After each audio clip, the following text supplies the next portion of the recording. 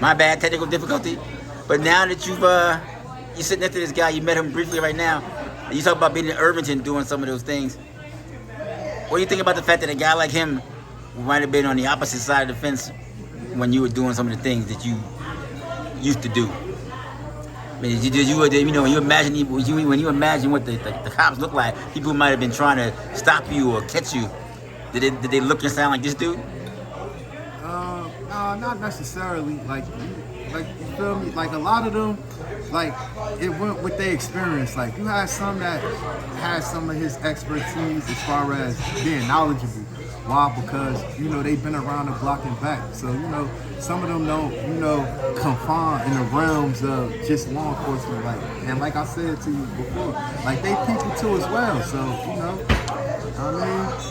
It's just different aspects. Like my experience is different, and for him being an elder, like to me, what this is a learning experience from the trials and tribulations of the things that he's experiencing, and the lens and the microscope that he's looking at it from, and the perspective of the lens and my era and what my experience is. What do you think about that? What do you think about what he just said there, Chief?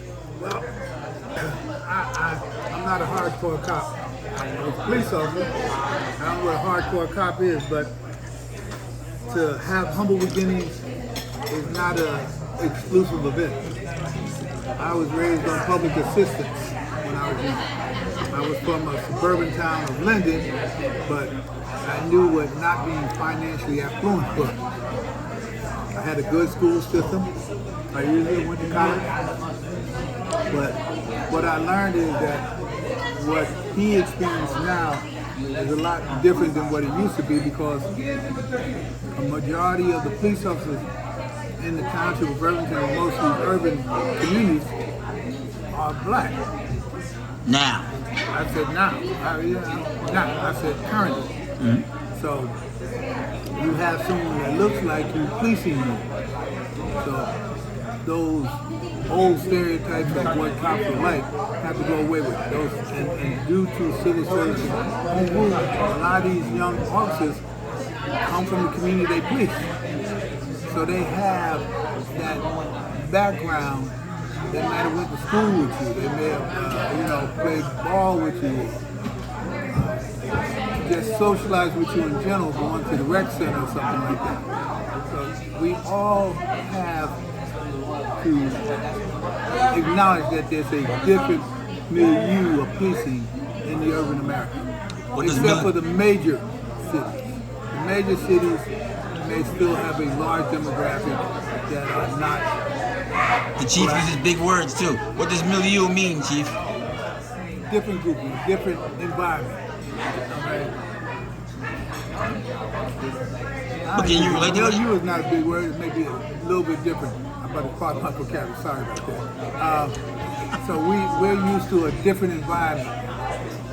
When I came on the police department in Irvington, I was the fifth black officer on 175 man police department. Now, if I was white, I came on Irvington, I believe it first.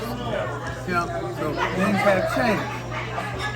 What happens is people have to recognize that policing has changed because the society changed. What we used to think of as isn't anymore. Police officers do not approach people generally like they used to be considered approaching people. They relate to you. He sees an officer now, most of the times he sees in your town are black, right? And Hispanic. I'm sorry. And Hispanic. Right. So that's changing. In Irvington, we have a lot of minority personnel in the department. In North, Orange, East Orange. That's the, what they call it, the urban cluster in Essex County. Let me ask you this though, Chief. And also you listen and you comment. We always hear about things like systemic racism, right? And about entrenched this and about how the structure and stuff is going. So even though the face of the police department or color has changed, the law is the same, right? The job is still the same, yes? Or is it different because of the people carrying it out distant? I mean, because if the system was made by racist, corrupt people, and you serve that system, even though the people may be gone, the system is still racist and corrupt. Yes? No? Yes? See, first of all, you're making a lot of suppositions there that I won't agree with. The system, when it was more white, did not relate to the minority cultures. That in itself created friction. I'm not minimizing the friction, but it created friction. As in the last 15, 20 years, that's been diffused, that's been watered down by the influx of new minority officers, and these minority officers have rank, they have position and authority, therefore they impact on the organization. They're not just the grunt who follow orders, they're the ones that supervise and give the orders. Hold up. What do you think about that? I mean, can you work for a racist, corrupt system and not be racist and corrupt yourself?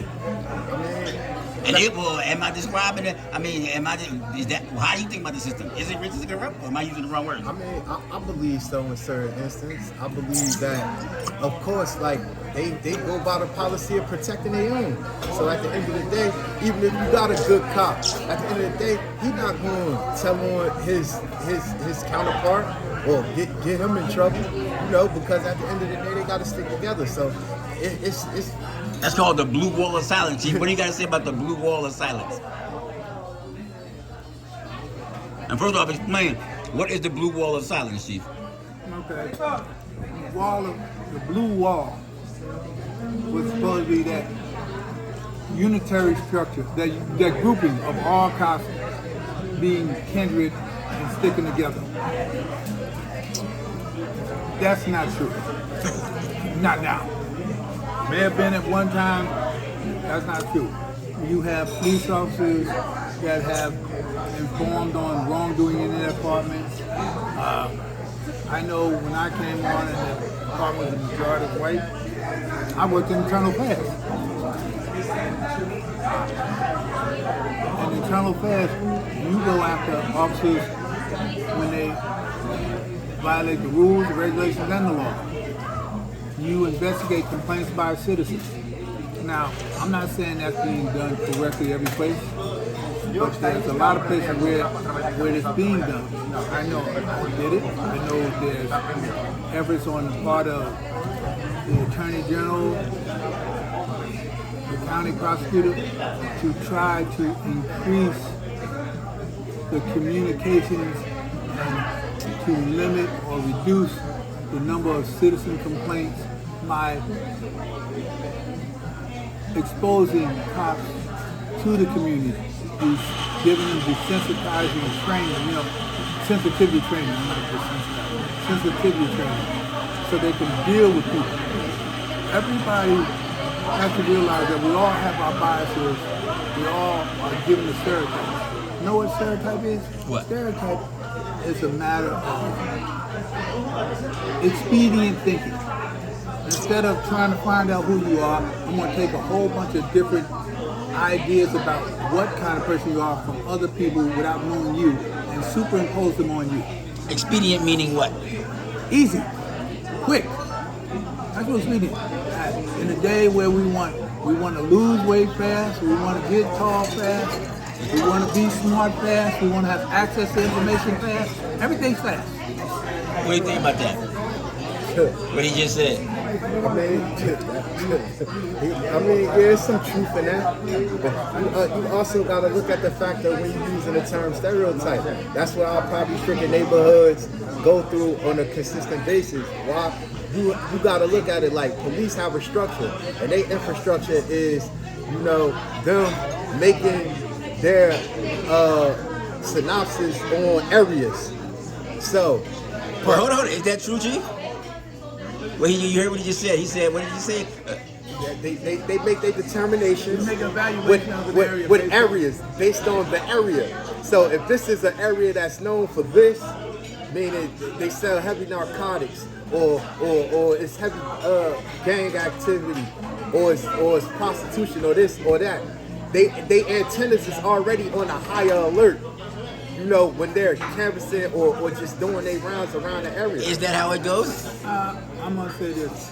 That's very simplistic and not quite accurate. Go ahead. First of all, this day and age, because of computers, because of informational gatherings that we do, county does, the state does, we are trying and we are in the midst of using what they call intelligence-led policing. I don't go to any area, I didn't go to any area in our township without having an idea what crimes were occurring in it, having an idea who's doing those crimes. Well, that sounds like what you said, yes? That means that they said they have a synopsis, they got to... But see, that's intelligence. When you call it for what it is, that's not a stereotype. A stereotype is a general consensus based on urban legend, rumor. It's not based on information, facts. Intelligence-led policing is taking the information, the facts, the numbers, where the crimes are happening, who you know to be doing those crimes, and then structuring a plan of action to minimize, apprehend, or protect those people from those crimes. What do you think about that? He said, go ahead. If it was done in that form and fashion, you would have more of the community awarding them and applauding them for their work. Then, you know, what I have seen and what I have witnessed and what I have been So you're saying it's not being done the way he said it's done? No, definitely not. I have worked for a community organization as a community outreach worker, and they did a rundown on the block in Yamia. So if they properly had their intel intact, they would have known that I wasn't, you know, a perpetrator in that matter. So that's not accurate, and that's definitely not, you know, how they do their line of work. Chief, Can are there flaws? I have to ask a question. When you said they ran up on you, what kind of environment were you in when they ran up on you? And he's making my point clear. I'm just He asking. said, what kind of, look, he said, look, his exact words was, what kind of environment? So he's proven me right. No. Because I That's told, the question. because that's what I told them of how they go off, you know, they input. They go off of the area, the environment. So he asked me what type of environment it was. Well, hold on. He said that, it sounds to me, Chief, like you said, you go off the data from the environment. I asked him, not knowing where he was and what was the environment that he got ran up on. Let's take this. But why? Wait. Hold on. Well, I got a question. Yeah. Why does that matter if you properly did your intel and you know the perpetrators? Now, If you properly did your homework and your research with the people that's out there that's doing the crime, then you should know. If you properly, you know what I'm saying, collected your intel and gathered your intel properly to know that this person is not out here, he's not involved in the activities that's going on out here that's criminal, and the ones that is. So that stereotyping, if you run down on a person because of that ethnicity and how they look, to think that they're involved in criminal activities, to do that, correct? Because I had no reason. I was at work, working with a client, and I didn't have to give them no information. I had to give them no information because I wasn't doing nothing wrong. I have to be committing an act of a crime in order for them to ask me questions. Is that true, Chief? first of all, I'm not going to move on until I get my first part. Right. In order to have a dialogue, I have to know the circumstances where the event that he felt he was aggrieved by occurred, how it occurred. Then once I understand who did what, where this occurred at, and what circumstances occurred at, then I could properly address his issue. But if you're pot shot me and say you don't get investigated, let me give you an example.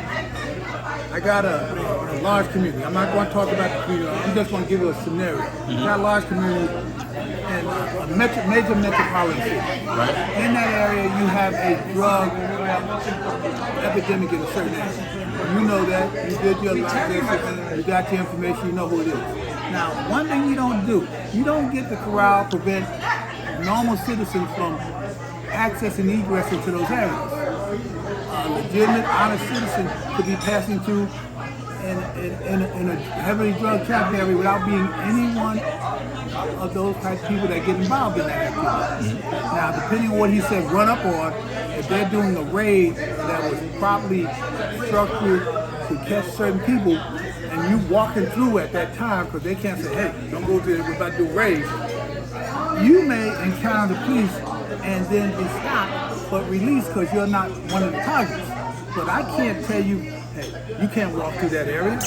That's a drug area. And he just said, I don't know what his crime is. He could be a drug counselor.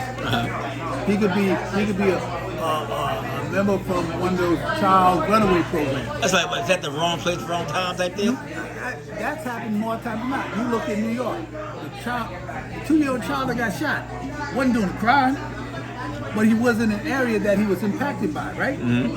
And in order for the police to go there, they would have ran in that area to apprehend, detain, or investigate those people in that area. And in that net, that wide net of event, even if it's a couple blocks, you're going to absolutely have honest, law-abiding citizens traversing through there, which you will immediately identify and get out. Now, he's true and correct. He doesn't have to cooperate. He doesn't have to identify. He doesn't have to give a reason. But until they can properly exclude you or determine that you're not one of those persons that they have targeted, because if I go in the drug area, Fred or Joe might be selling drugs, but they're selling drugs to who? Somebody. So now, it's my job to interdict that as a police officer so it doesn't happen.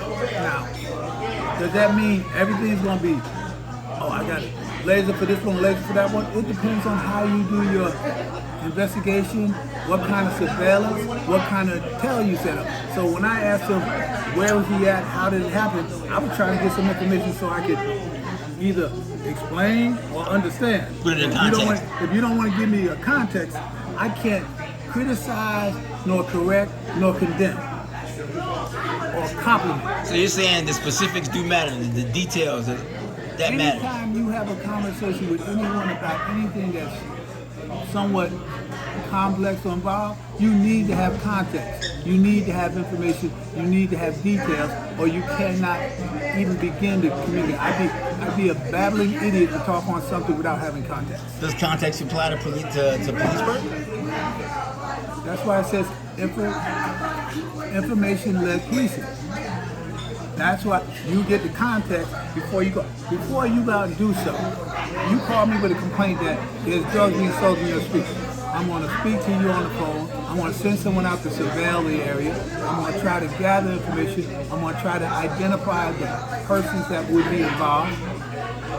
I'm going to try to see what the inherent dangers of any police interdiction will be in that area, because I don't want to go in an area if they're, as the neighborhood says, strapped with a gun and then have a shootout and some innocent child get shot. I need information before I go into interdict that. But it's a process. You first gather the information to see if the statement's true. How many times you've known where some young kids are caught, he's one of them drug kids. He's not a drug kid, he's just a kid hanging out. So put it right here. You have to get the information. Thank you.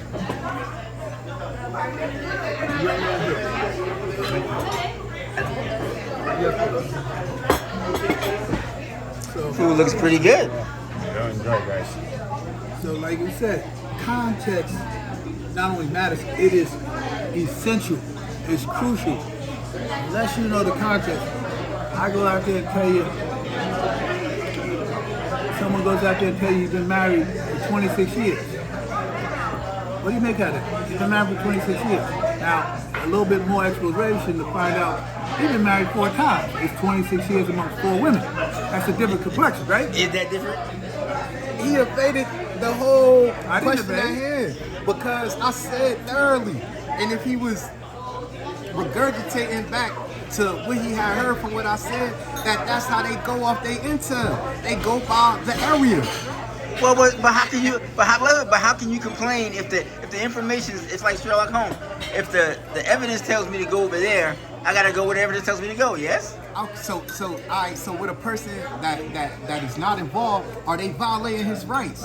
And should that be against the law? He did explain it. He said if you And should that be against the law? That's the $1,000,000 question. Are the people that get violated in those situations and be highly upset because of that? So what's the recourse? If I'm an innocent bystander, Constitutionality exists. Now you say violated, if the police stop you in a normal act of doing a police action.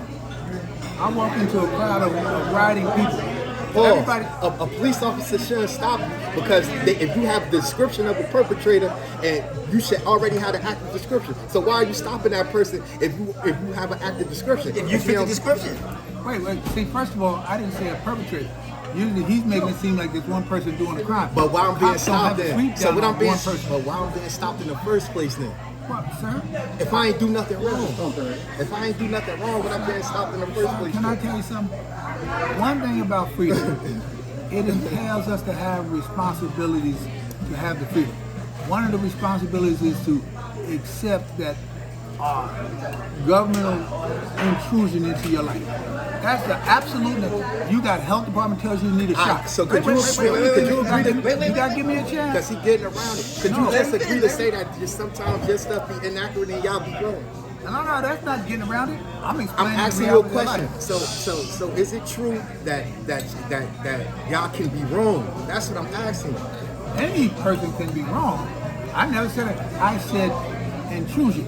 Intrusion means at some time the Supreme Court has ruled that you can be stopped if there's a lawful investigative purpose. You do not have to be the actual perpetrator that you want to use. The perpetrator is somebody that did it, and only a court can determine who did it, so that's why you use the term suspect. You're suspected of doing something. Until it's proven in court, you're just a suspect. Now, I don't have a name for every individual that's a suspect. In a surveillance, you may not have that information. We get fingerprints at crime scene that we can identify because the person never been arrested. So everyone that commits a crime is not known. Everyone involved in a criminal conspiracy is not identified. The idea is to do as much as you can so you can only interfere with the normal goings of honest citizens as minimum as possible. But it's the citizens that say, hey, you need to go in that corner and get those people off the corner if they sell the drugs. that's the point I wanted to make. Most police work is response to calls, yes? The calls meaning calls for assistance, calls for aid, yes? That means somebody asked you to, we talk about the environment, they asked you to come to that place at that time, correct? Absolutely. Look at New York right now. Everybody said, we need you to stop that gun violence. But yet, we know that they don't want you to do the old stop and frisk, right? I got that. So what do? Walk around with an x-ray machine, x-ray you to see if you got a gun on you? Can't do that. That would pose a health risk. Even if I could do it, it would pose a health risk. And I'm not being sarcastic, but I'm trying to say that the expectation of the public cannot be unrealistic when people are trying to do law enforcement. What do you think about that, what you just said? You gotta. I'm looking at it from what I have experienced and what other people have experienced. So I can only go off of what. Well, I'm talking about what he just said. But I can only go off of what I have experienced and what others have experienced. And what I'm telling you from experience, I know how they, act on their policy and procedure when they're doing an active investigation with areas, and I know, the wrongs and the rights of how it should be done, and the wrongs of what they do, and the accountability that they don't take for the wrong. That's what this whole thing is. It's about righting the wrongs and trying to put a wager to it, because this what makes the disconnect between why the community doesn't like police and why this disconnect is heightened. And it's heightened because of that disconnect of the wrongful injustices of their practices and how they conduct themselves doing those investigations or searches, etc. How they think. Because I told you, we did trainings. So one of the new recruits, she said when they do a traffic stop and how she heightens her awareness with the guy because he's big, or you know what I'm saying, if he looks a certain way, like that's how she heightens her awareness. But if he was little, he could be armed and dangerous. So and the guy that's big could be soft as a mouse.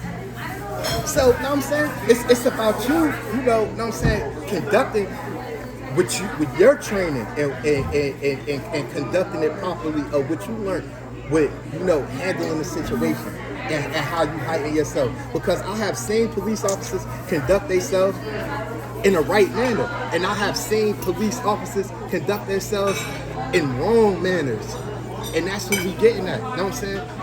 The wrong manners and things and how it's conducted, how they display things. You know what I'm saying? He may have in his line of work conducted himself, you know, to the best of his ability to do things the right way. But I'm pretty sure in the time that he's worked in that department, he has seen wrongs.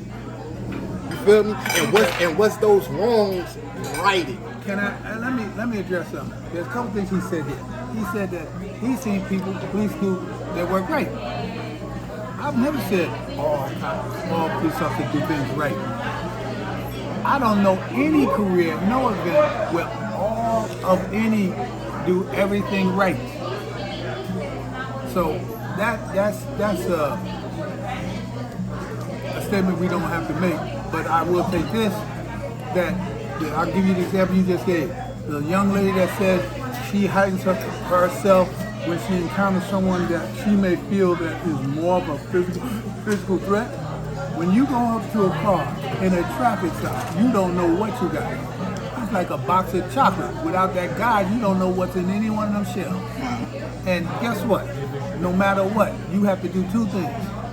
But one thing you have to do, get home in one piece. That's first and foremost, safety for the officer. Secondly, safety for the person you're getting with. Preparation reduces anxiety. So if I prepare myself for that stop, try to visually identify any possible dangers in that stop, and then try to resolve them by how I approach that stop, I reduce my anxiety, therefore I reduce your threat to me and my threat to you. That's absolutely. You cannot interact with people and you're the guy that has to tell them no. When you decide to drive through the red light, it's the cop that stops you and says, hey, you messed up. You might either get a warning or you get a ticket. That's what you might get.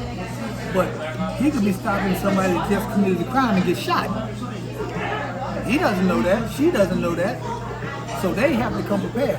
The reason the state police don't get out the driver's side and walk up to your driver's side of your car is because they're trying to prepare themselves and protect themselves from any possible threat from the unknown individual in that car. And therefore, by approaching it safely, they pose less of a threat to you. If I'm calmer and you're calmer, it's going to be calmer. We have to stop being so sensitive that we say cops should just walk up there like, hey, everything. No, that's not true. Everything is not everything. I can tell you, I'm a black man. I've been a cop for more than 41 years. And during that place, I've had guns pulled out on me by police officers. Know who's the most dangerous person to be shot? Someone carrying a gun. That means another cop. And I was a black cop, and I was stopped by white officers. So if you think I was breathing soft, no. Until they know I'm a cop, until they identify I'm not a threat, I'm subject to the same danger any other black man would be. So let's not put on a responsibility for a police officer that they shouldn't have. They have the responsibility to treat you civilly, treat you constitutionally, and be safe for themselves and you. I need to interrupt, man. You mentioned before, Chief, that you wanted to.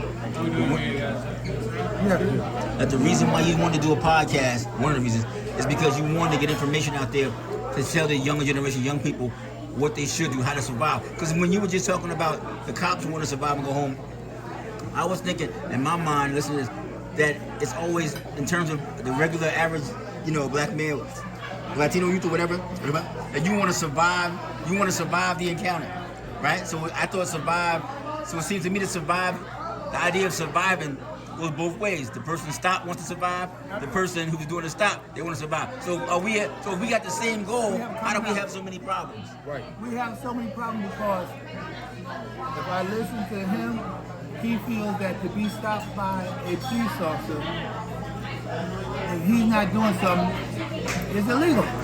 It's improper. It's an intrusion. It's an adverse event for him. Wait, let me finish, please. And that perception does not make that a legal reality. See, that's the difference. Please stop people. We don't always, every time I stop one, that's the one. I wish I had it like that. So pause, right? Let me ask you this, right? Now, you hear what he just said? He said, please stop people, right? So I have a constitutional right for my First Amendment right? For my right to remain silent. You know how mad they get when you don't tell them nothing?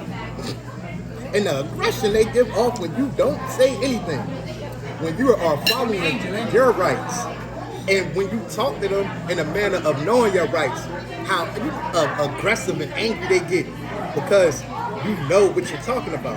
I have been in situations when I've explained constitutional rights to them. They got upset at that.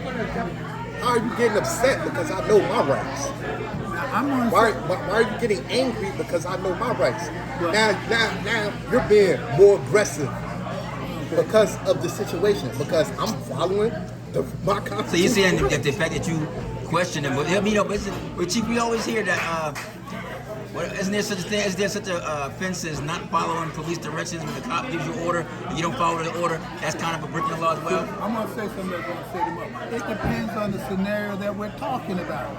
It depends on the totality of events surrounding that stop. If I'm stopping you at daybreak and you walk around here and I see your hands out, and depending on what call I'm following up, because usually you have to have a reason to stop someone. You just can't cherry pick someone out. Let me see if I can go fishing and find somebody. No, usually it's based on, as you said, a call. Hold on, do you agree with that? Or do you think that they actually do go fishing and they just see a random guy? Well, he look like he's good and let me go check him out. I've seen cases when they have done that. Mess with people for no reason. I've seen that. Okay, the question is, see, that question isn't a fair question. Because I can say that easily that does exist. What I want to know... But ask him, has he seen it? He just said. Wait a minute. I don't know. Ask him, has he seen it himself, though? And myself? Absolutely not. So you never seen Oh, no. See, you said in myself. Yes. Or have I seen it for myself? You said in myself. No, not you. Not you per se. No, not you. Absolutely. I'm saying, have you seen law enforcement? Absolutely. Okay. And guess what? And as a supervisor, I put it in check. As a senior officer, I put it in check. Okay? Yo, let's take it down. You can't do that. Okay? Absolutely. As we progress, we get progress, right? Right. But let us understand that we're not always in progress. One of the things I said to you is young people have to know how to make that contact. You get your officer coming up to you, you can make it a more hostile event or you can make it a more subtle event. Which one is to your advantage? Absolutely the subtle event. You can be contentious. I know my constitutional right. I've known it ever since I've been in high school, much less college. But you know what I know? The NAACP and many law professors tell you when you get stopped by the police, try to be less threatening and menacing. Try not to raise your voice. Try not to make any sudden moves. Try not to make him feel that you are a danger. Whether you like the stop or not, let's get through the stop alive and safe. People get caught up with, I have got the constitutional right not to be stopped. That's not true. You have the constitutional right not to be illegally searched, not to be illegally detained. That's what you have the right. Now, a police investigation will allow a police officer to detain a person who's not committed a crime. If he doesn't know that person didn't commit the crime, he's doing an investigation to look for persons that might fit a description in an area of a criminal act. Correct? that means I'm gonna run up on some citizen that may not be the one. But that doesn't mean because you say you're not, I gotta walk away from you. That's not an option. I get to investigate. That's in the Supreme Court ruling. That's part of the Constitution, right? Right. So what if they don't want to cooperate though? Well, Yeah. What about the police that keep on? Wait. See, unfortunately, as police officers, if I'm doing an investigation because you don't want to cooperate, that doesn't mean I go home, take my mouth and stop. I don't get to let a possible suspect go because, hey, I don't feel like you have the right to stop me. You got any proof that I did it? If you match the description and you're in an area, I get to ask you for an articulation. Now, the Supreme Court has ruled on how much you have to give or don't give. But see, we know that with a person that matches the description. I'm talking about those that go through that don't match the description and that they do that too. Come on, let's keep it 100. Like, He's talking about abuse of power, Chief. well, but see, I already said It's that beyond abuse of I already power. acknowledged It's that excessive. does happen. Right. And I said that has to be reported and has to be investigated and dealt with. But does it though? And does it get reported? Well, if you by don't law report, enforcement? if you were But what about the good officer that's right there though? The good old officer that's right you there. supposed to report on his coworker? What? And they the law, right? He's supposed to. This the law breaking the law. He's supposed to. But you know what? All right, but do Let me do finish. that. Let me and this, finish. and Yeah, listen. That officer's supposed to. But you know what? That officer needs that citizen to be a witness to that event. Yep. How am I going to testify to your constitutional rights being maybe abridged or stepped on if you're not going to be there to say it happened? Now, And then after he didn't set that on his partner, what is he supposed to do? Yeah. right, there is a need to understand that a police officer is a person too. That's his work environment. Have you worked somewhere where you've seen one of your coworkers do something wrong? Sir? Have you worked somewhere where your coworker has done something wrong? And you saw him do it. Okay, what did you do with it? I corrected them. Wait, didn't that what I said? Where you can correct it? But some things need to be officially corrected in order to stop it. And to do that, we need the public to stand up and say, hey, this happened. I give you a great case example. The issue of Minnesota. How many people stood up and said this was wrong? They didn't leave the scene. They videotaped. They articulated. And what happened? The gentleman went to court. Right. The gentleman was found what? Guilty. Wait a minute. How did that happen? Was that just the police? And I'm going to give you a credit. Other police officers were supposedly complicit by not taking the appropriate action. Correct? But yet, the system was able to identify and try to hold accountable everybody in there because of what? The citizens did their part. Government is you, me, everyone. Not just the police, not just the lawyers, not just the judge, everyone. Right, but that was an act that you displayed, but justice was served properly. But what about when they have footage and have that, and nothing gets done to police, and they walk off scot-free? Well, sir, Because this going on a lot, Sir, especially sir, and as now a black man because they kill who has these young black- brothers like these young brothers dropping black like man flies who could through be the guns of cancer police father. officers. Listen. as a black man who has son that could be kind of father, the system is not perfect. But we strive for perfection. There's no human being perfect. We strive for perfection. And if you want to use the excuse that it's not perfect to cease to do what you need to do in the system, then I don't know how to help you. All right. So you see this guy, is it like the movie Jerry Maguire? Help me to help you? Is that what it is? The authority of the police comes from the public. That authority is given by the public, can be taken by the public, but needs the assistance of the public to be properly applied. If it isn't the 12 citizens on the jury, it's the citizen witnesses in the street. The most terrible, heinous act I've ever seen is when a crime occurs in one of our more troubled neighborhoods, and people looked out the window, I ain't see nothing. I ain't hear nothing. Like Kitty Genovese. Kitty Genovese was a white chick in New York and she got apparently allegedly got killed, stabbed to death by her boyfriend, and everybody heard her screaming and getting stabbed. People in the buildings around looked out the windows, watched it happen, but nobody called the cops and nobody went out to help her. And that's called the syndrome, right? So what do you think about that though? But I mean, cause think about it, you know, there's a whole thing about no snitching. But does that apply to cops too? Because it sounds to me like that whole no snitching is what allowed. Because he's saying we need the public to come out. But is this snitching on a cop when you see a cop do something bad and you report it? Is that snitching? No. Does that break the code? No, that definitely don't. Why not? Because it's a difference. Like with civilians, if a mother witness her son get killed in cold blood, and she goes to court and testify on that person, she is not considered a snitch. Her son was killed in cold blood. So the codes that apply to the street and how they try to make these fake codes don't coexist with each other. The code of snitching.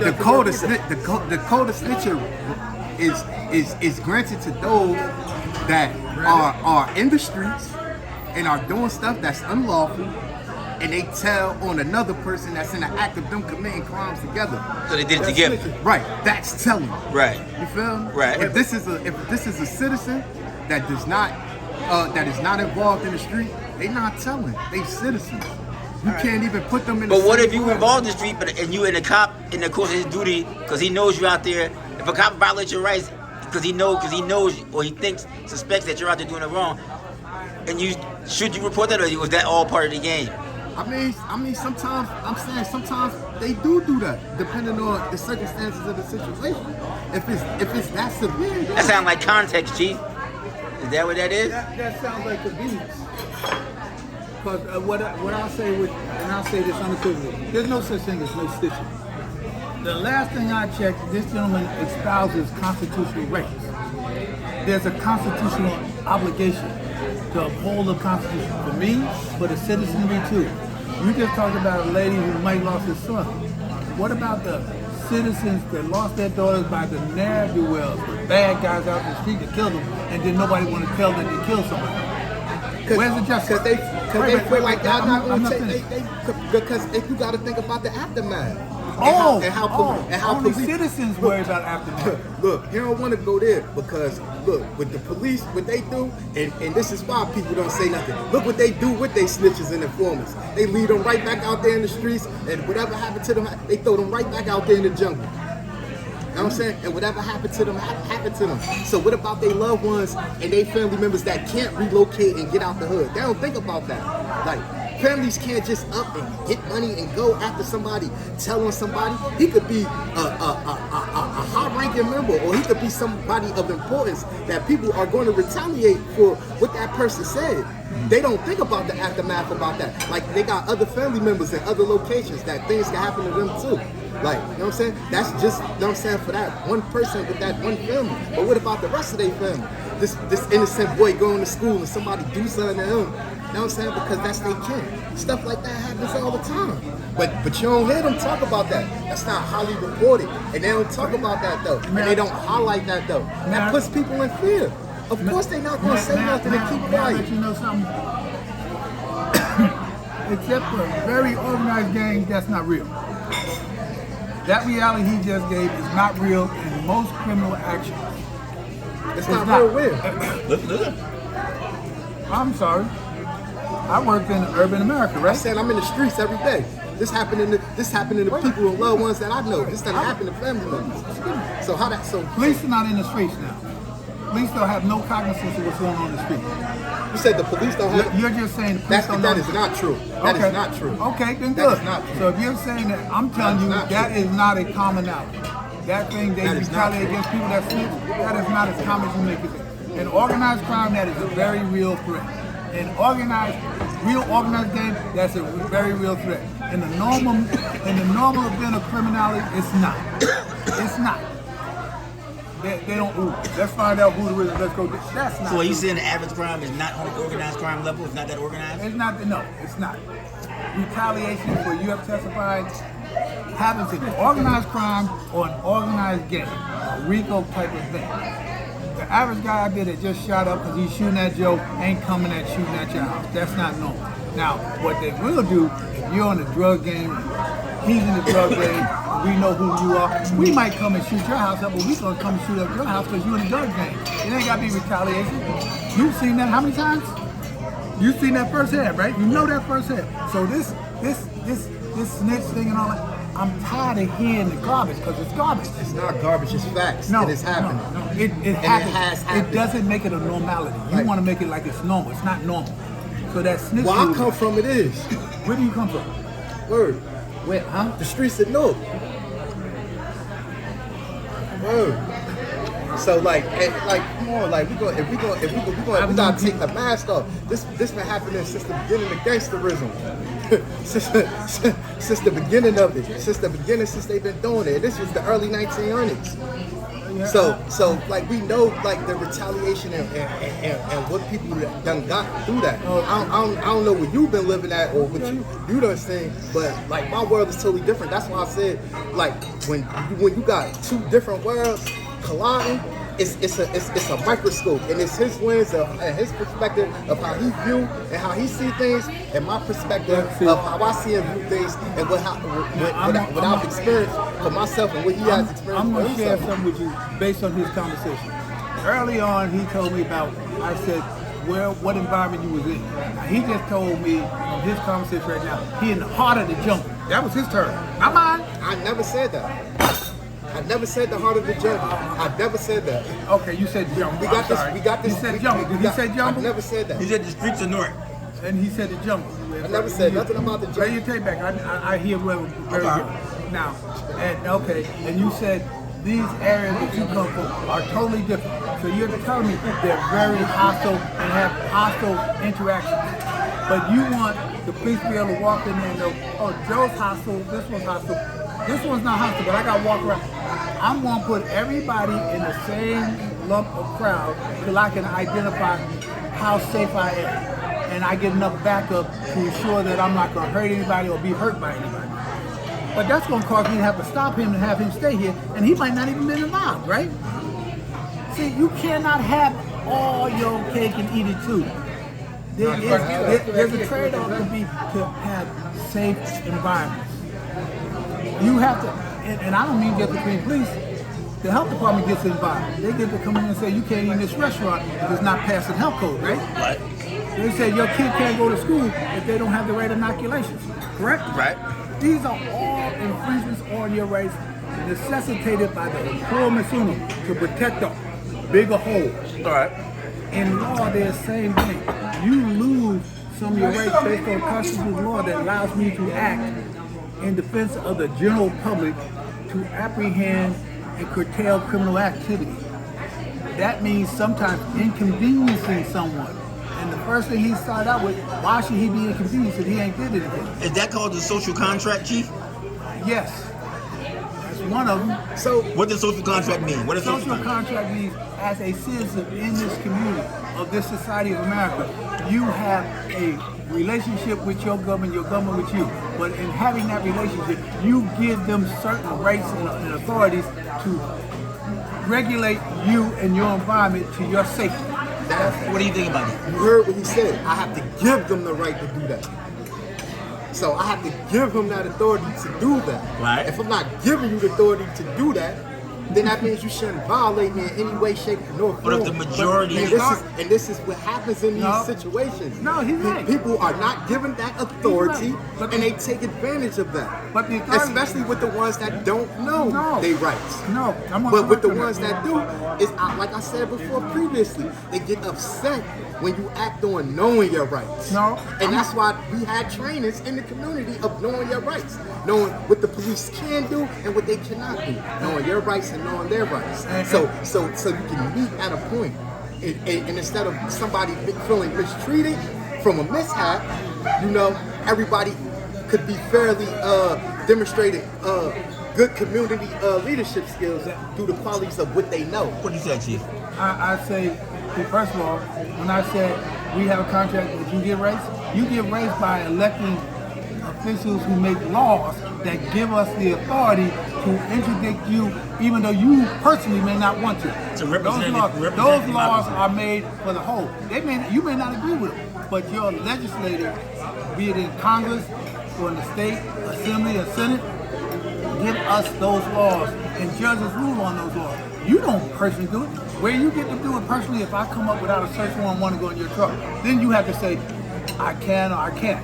But if I stop you in the street with probable cause, I don't need to That's lawful. You said probable cause. That's lawful. But that's in the social That's totally contract. different. That's totally I said different. wait, everything I said was in the social contract. The social contract is a legal, living, breathing event. It's called constitutional law, whether it be the state of New Jersey or the United States. That's the law that I'm saying that gives us. I don't go do a poll to a citizen. There are 100 people in the block here. I want to know if you okay with me doing this. That's not what we do. That's not how we work it. The law says we can do this. Now we know you do have rights that limit how far I can use those laws. Correct. And you do, and you should know those. And you should be. And guess what? What do you care if that cop has sensitive feelings or if you said, hey, you can't do that. You can't go in my truck. That's tough luck on him. But guess what? If I smell that marijuana or see that drug, now I'm going in everything in there and taking the car. And then I'll get a search warrant for those locked or closed areas after the fact. See how that works? But he ain't gonna want me to tow the car. I don't have to ask his permission to tow the car. See the difference? But even the smell, you said, I don't see no weed smoking, I can't find it, but I can smell it on you. Is that probable cause? The order of marijuana has been ruled by the Supreme Court to be cause of action to do an interior search of a car. Yes, you can't go in the trunk, you can't do a lot of stuff, but you can go in an area that's open and where they can readily get with their hands. Okay? Yes. What do you think about that? You know how many guys I got in the community that said that was on every police report and they never found no weed in there? That was just their means to get a probable cause. Them make a stop and say that they smell marijuana. Let me see if I can do this. You know how many brothers? You got the video? You know how many brothers that I have dealt with that said that was the tactic that they And I believe used you. to get the Guess what? consent to search. Guess what? I'm riding down the street. I got a little J in my mouth. And I'm smoking. I'll send the light right there. Guess what? Swallow it? I can't get rid of the odor like I just got rid of the J, but I can get rid of the odor. Right. The odor's there. The J gone. Where the J? Wait a minute. Right, in your mouth, in your belly now. And then you're gonna pump your stomach. So I'm not saying everything's fair, but don't play like everybody that's bad is playing square either. Oh, I put it in the ashtray. You can find it there in the ashtray. No. What do you think about that? I mean, I'm that man throw a gun away on me when I'm chasing him. Yo, I'm saying he might have experienced that. I don't take nothing from him from experiencing it and to the test of that because that's someone who witnessed. I know from experiences, you know what I'm saying, that I have encountered, you know what I'm saying, you know what I mean, and having stories being told to me, that be one of their primary, methods to get a consent to search. Saying it smell like marijuana. It's a tactic. So, I mean, that's a tactic, Chief. What do you say in terms of a tactic?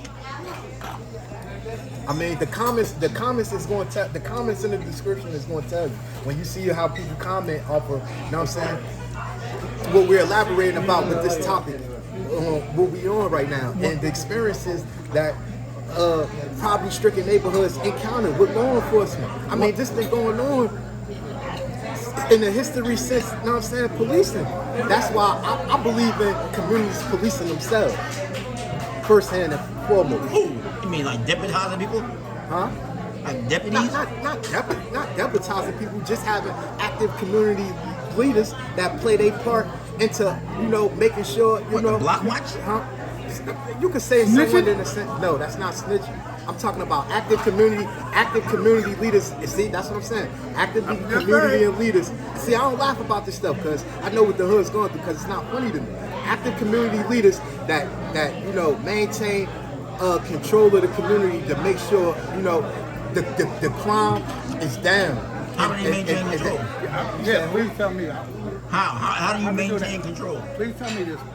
Block watch that has no power to arrest, that's controlling the neighborhood, when people want to sell drugs or do stuff that. How would that I'd like work? to know how that works. All right, You can make a fortune. All right, so you know what we're going through with the misdirection of funds in the community, and it's not giving these community organizations enough funds so they can actually operate at a higher complexity to what they're trying to accomplish in the community. Right. So like, So you say they don't have enough money to do the job. so if we was getting the proper funding, yes, we can do more things in the community. You can see how. But how? Wait, but how would you do that? How would you do that? I mean, establishing and getting more community organizations and But if organized. I'm not a member of that organization, and I see you walking down the street, you got some loose food, I want those things, I'm taking from you. How do you stop that? How does the community stop that?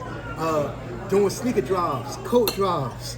They ain't gonna stop the one who comes to your school Doing sneaker drives and coat drives. But that day, in that instant, that dude who's taking those sneakers, right. what But I'm happened? saying if we had things of that nature being done regularly, we could stop that. So you're because saying somebody wouldn't have to worry about taking somebody else's goods. Because we have active programs that can help that person to get footwear if that's what they needed. Chief, it seems to me like he's saying that there's reasons why crime happens, and then Absolutely. if you address the reasons, Absolutely. How many can you do? Wait. That will reduce crime. That doesn't stop crime. Let's get there is no panacea. There is causation for crime. what does And if you- panacea mean? I mean, there's no cure-all for the whole system. What you can do is reduce crime by taking some of the needs, address poverty, address lack of education. But you know what I know? And I'm not putting any disreputation on anybody, disrespect on anybody. I know for a fact that a lot of social organizations have been corrupt, have been wasting money, walking away with money, and not applying the money. So in that sense, I'm telling you, like I said in the beginning, all organizations have a problem. And if we recognize that there's no perfect organization, then we need to come to the realization, let's identify the problems within the organization we do have and address them. Policing, the number of police officers that commit violations now have reduced. The government, the state of New Jersey, is tracking it. Under the Spring Lakes rule, you get more information about what cops do or don't do, what complaints exist on cops. The guy out there in what was that? The guy who killed George Floyd. Yeah. The cop who killed George Floyd. They said that when they checked his record, disciplinary record, he had like very high double digit. He had very high double-digit complaints about doing things like that, violations, about violating people's rights, getting too rough with suspects, all that stuff. But even though all those complaints, and it was like 29, 30, something like that, very high number, he was still out there on the street policing. That's what you're talking about. Let me explain this to you. Now,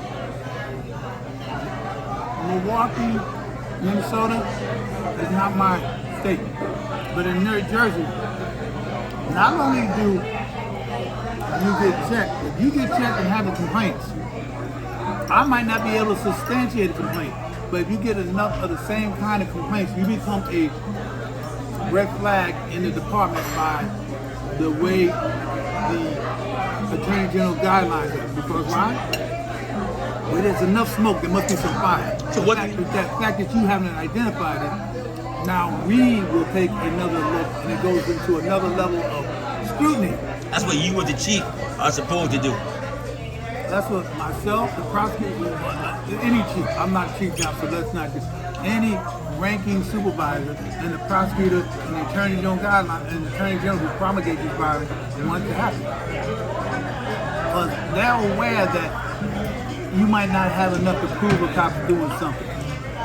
But you may have enough of the same complaint that it shows the pattern, and if these people that make the complaint are diverse and from different areas, what's the likelihood of them concocting the same story and it being phony? Over a very wide area, right? Right.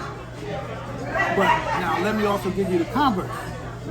I'm a narcotic cop, or I'm a cop that likes being in the street, and I stop. We know the drug areas. He knows the drug areas. You go in the drug areas, you see, I don't want to say a name, but Aklamakamon. Okay, I don't think it's Aklamakamon, so I don't offend anybody. You know Aklamakamon. You go to Aklamakamon, what's up? Aquaman's been arrested for drugs, and he's in it. What's going on? What you doing? Now, he's right. Aquaman gonna say, you ain't got the right to ask me what I'm doing. No, I don't have the right to get an answer. I can ask you anything. I can't tell you to do something. I can't tell you to produce your ID. I can't tell you to move on, but I can ask you anything. But you can't make them answer, yeah? I can't make them answer. But guess what? If you don't answer me, I'm gonna sit there when you sit there. I'm gonna protect you and the people from you. And I mean, so I'm gonna sit there and give you as much of my attention as my department allow me to afford. And we're gonna do this on a regular basis. We're gonna come to that area. Since you're not doing anything illicit, you should have no problem with the police being right there. Hey, how you doing? I might not hug them, but I'm gonna stand right there. I'm gonna give you my attention. And you know what happens? Usually they don't like my attention. They don't like my perfume, my aftershave. Are you not charming, Chief? I thought the ladies like you. Well, I ain't saying it's ladies. Okay?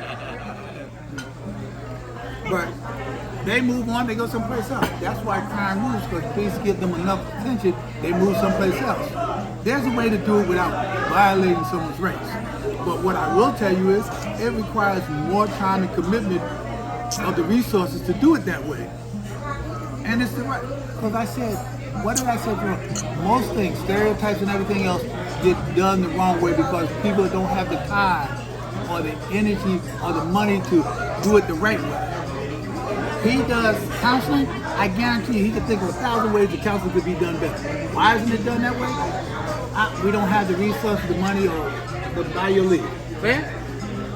So, yeah, I can agree. Okay. See, that's the truth with everything. But Milwaukee's not New Jersey.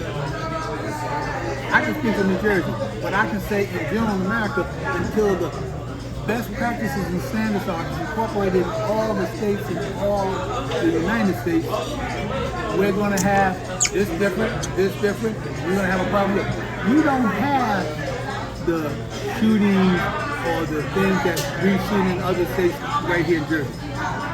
That's true, right? According to Larry Ham, we do, but No, you read the paper. I want to hear what Ham says or Dan says. I want to know what you have experienced. You're part of the fourth estate. Have you seen that to be the case? Have you seen Channel 2, 4, 7, 9, 8 saying, look what a travesty happened in New Jersey?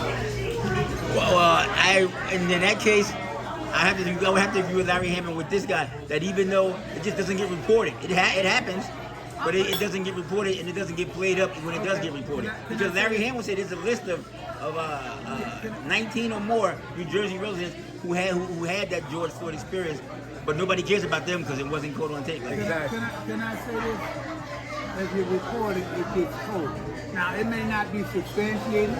It may not even get adjudicated properly in your lifetime. But until you report it, it doesn't get known. It's like the Loch Ness Monster. I ain't seen it. Do I know it doesn't exist? I think it doesn't exist. But could it?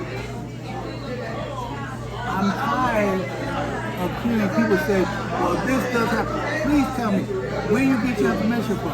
I'm not saying it doesn't exist. And when you tell me where you get your information from, my next statement is, why wasn't it reported by someone? You know, in the state of New Jersey, you do not have to be the victim to make an internal affairs complaint. So if you know of it happening to somebody, you can go report it. Oh, yes. And they're obligated to investigate it. Did you know that? Ooh, yes. But that's what I'm saying. Wait. But that seems to go back to what he said before about having community involvement, and if you want to get it done the right way, that you need somebody to make a report. I personally believe that you got to I believe in paper trails, that if something happens, you don't report it. You kind of have to report it so that when it happens again, they can't never say, oh, nobody ever said that happened before. Well, you got a report that said it did happen before. But it's them watching them. But still, it's still making niggas count. May I say something? That's not like this. That's Relatively them watching them up under the rug. Who? As an internal affairs supervisor, lieutenant in charge of internal affairs, I sent a police officer to jail. I've been in the cause of some being terminated. Even as chief, I've been in the cause of some being terminated. So the statement that's them watching them, every profession I know is them watching them. Right. Doctors watch doctors, lawyers watch lawyers, right? Government, the Congress is watching other congressmen right now. They're doing those investigations, right? So I don't understand that. That's a fact, yes. But you know what I know? Nobody wants to go to jail for my misdeed. So if you report it, they might not want me to get caught. They may not want to testify, but guess what? They don't want to swear on that Bible and say that it didn't happen and go to jail with me or lose their job with me. So somewhere, somehow, we got to start this ball rolling in a positive term and stop complaining and saying, not my business. That's snitching. This ain't right. What isn't right needs to be corrected. What did I start this off? What needs for evil to exist is for good people to do nothing. What do you think about that? And how does that fit into the street code and the street value? Can you still have your street value, your street code, and do that stuff what he's talking about? I mean, I'm from the streets. Like, when I was working for a community organization, like, you feel me? It's not it's not the complexity of snitching and it's snitching. It's, you know, reducing things and creating, you know, structures and formats so these things won't happen. That sounds like what he said. Is it the same thing?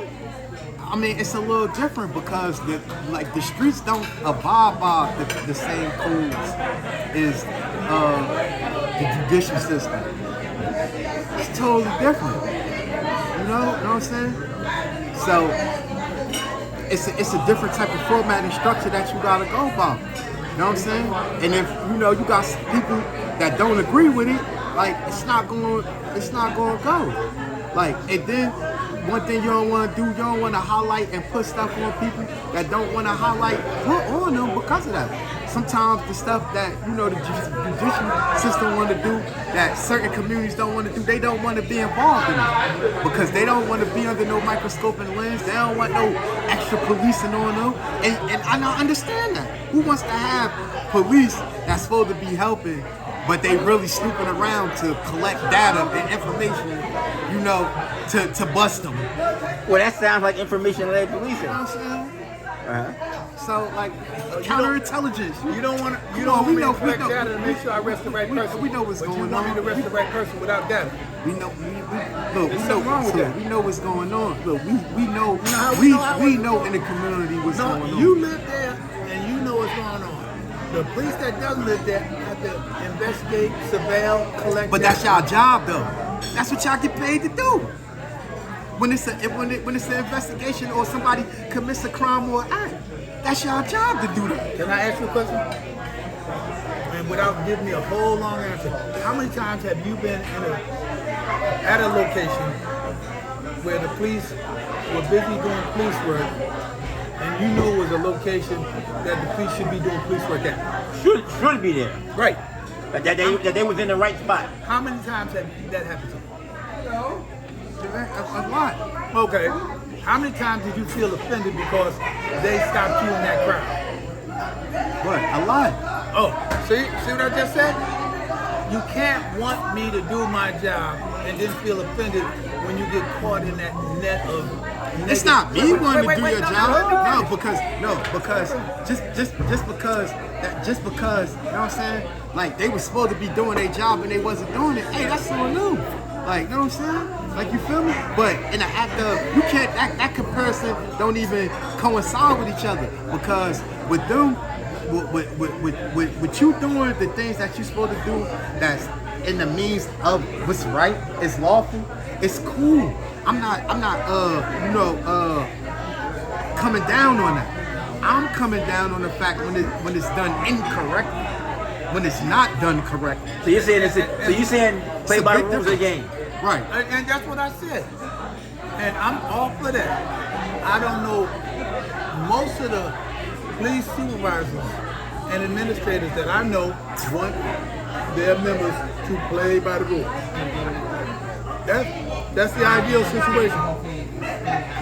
Because guess what? I want to walk down and see Mr. Green that lives in the house and have Mr. Green not be mad at me because I treated him like he was something he shouldn't have been treated like.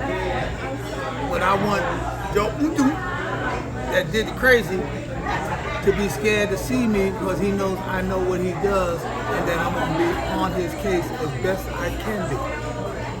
That's the balancing act. But you know what? Balancing acts sometimes tilt one way too much. That's why it's called a balancing act. And when you're balancing the rights of the citizen between the safety of the citizens, that's a heavy balancing act. Well, that to me is why police work is hard, because you hinted at it, but you didn't go in deep. Somebody who's committing a crime or wants to commit a crime, they don't want to be stopped from committing that crime. And so for you to have to stop them, you ask politely, please stop doing that crime. That don't mean they're going to stop, but then you got to make them stop. You know what I know?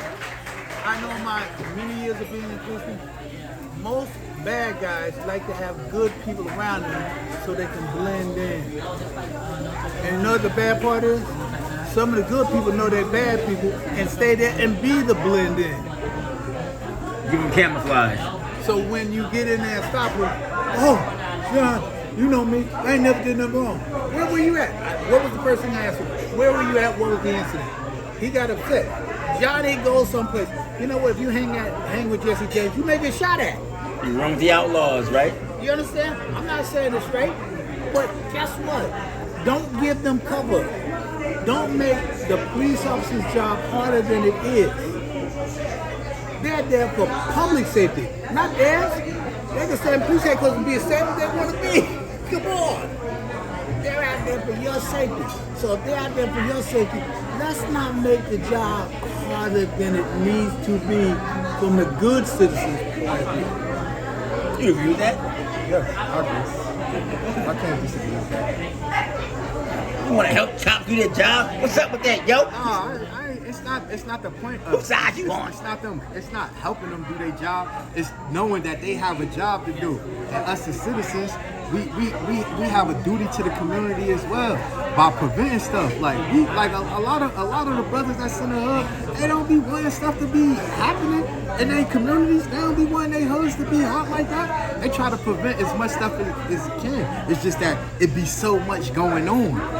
Like, you feel me? And that's why I said a lot of these organizations need to be highlighted, these community organizations. And we need more community organizations so they can help in the fight of preventing this stuff before it happens. You agree with that? You know who, absolutely do, there should be more. You know who advocates for more community safety nets? Police officers. You believe that? Hold up. Say that again. Police officers advocate for a lot more safety nets than people know about. Why? Because I'm doing somebody else's job. There should have been a therapist. This guy needed some mental counseling. That's why. Wait. And this guy, he needed, not you, the other guy, I apologize. The other guy needed some medical intervention to be put on something to help wean him off the drugs. What's the stuff they give him? Methadone? Methadone. And then guess what? Then little Johnny needs to have a place to go play, safe, healthy, recreational, instead of hanging on the corner. Hey, I'm out here with red wear, or blue wearing, or silver white wearing. You understand? Right. The game. He needs another outlet. He needs a secondary family, because in the day and age where double income is necessary to survive, mom and pop got to go out there and work and maybe work another job, and the latchkey kid goes outside, and now guess what? He got shot because he wasn't where he should have been, and he was a victim of their violence. And then everybody said, "Oh, the cops didn't do what they're supposed to do." Wait a minute, Johnny shouldn't have been out there. Somebody should have been watching Johnny or giving Johnny some other place safe to be. You cannot blame all the ills of society on the police. You can't blame it on any one sector. It's a composite effort to cure, correct, and control our environment. And until we all do our part. Martin Luther King said, injustice anywhere is injustice everywhere. All right, listen, I'm gonna end it. That's a good note for me to end this first edition of the Forum Podcast. What about you? Anything you want to say before we sign off? I mean, what do you think about that last thing in the Martin Luther King quote? Injustice anywhere is justice against me. That's right. Anything you want to say? Just be safe out there. Looking to wanting to do more to help and be active in your community, and stay safe. You gotta think up some more good topics for the next session. With the open topic of discussions with the forum, you know what I'm saying? I don't know, whatever you want to mix up. We can mix up on the next forum. Whatever you want to mix up, we can mix up. I got a lot of stuff that we can close out on. I definitely want to unpack on more mishaps within the community, and I definitely want the brother to give more insight experiences on the trials and tribulations of everything that he experiences, and how things have changed from then till now, and how we could come through in the middle to make solutions. All right, good enough. So stay tuned. That's just good.